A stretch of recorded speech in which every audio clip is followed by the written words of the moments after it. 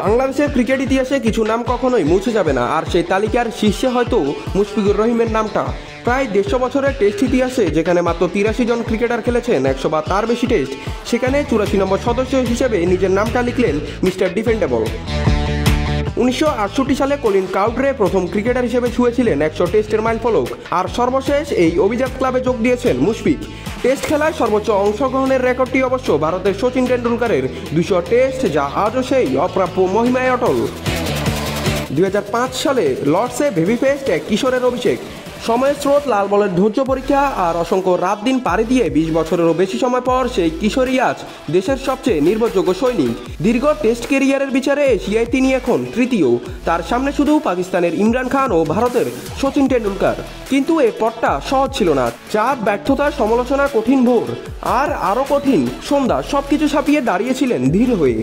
যেন তিনি জন্মেছেন প্রতিটি বিপর্যয়কে পরাজিত করার জন্যই, যেন তিনি মাঠে নামেন শুধু দাঁড়িয়ে থাকার জন্য, দলের প্রয়োজনের মুহূর্তে, ধ্বংসস্তূপের মাঝেও। শততম টেস্টেও অবশ্য বদলায়নি তার চরিত্র। দিনের শেষে ড্রেসিং রুমে ফেরার সময় স্কোরবোর্ডে ঝলমল করছে 99 অপরাজিত। একটা স্লগ সুইপ খেলেছিলেন ঠিকই, কিন্তু ভাগ্য তার ব্যাটে 4 তুলে দিতে রাজি হয়নি।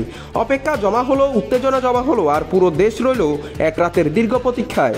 এই রাতটা যেন তার পুরো ক্যারিয়ারের প্রতিচ্ছবি, দীর্ঘ, ধৈর্যসাধ্য, পরীক্ষায় মোড়া, কিন্তু শেষমেশ সফলতার প্রত্যয়ী সকাল দেখানো একটা যাত্রা।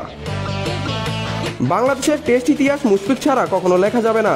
তিনি শুধু রান বা রেকর্ডের মালিক নন, তিনি এক চরিত্রের নাম। ছোট শরীরে বড় হৃদয়ের উদাহরণ, নীরবে স্থিরতায় দায়িত্বকে সম্মান জানানো এক যোদ্ধার প্রতিচ্ছবি। হয়তো আগামী সকালে পুরো রাতের অপেক্ষা শেষে তিনি আবারও প্রমাণ করবেন কেন তাকে আমরা বলি মিস্টার ডিপেন্ডেবল। কারণ তিনি দেন ঠিক তখনই যখন বাংলাদেশ তাকে সবচেয়ে বেশি প্রয়োজন। নাথ রাহুল, নিউজ না স্পোর্টস।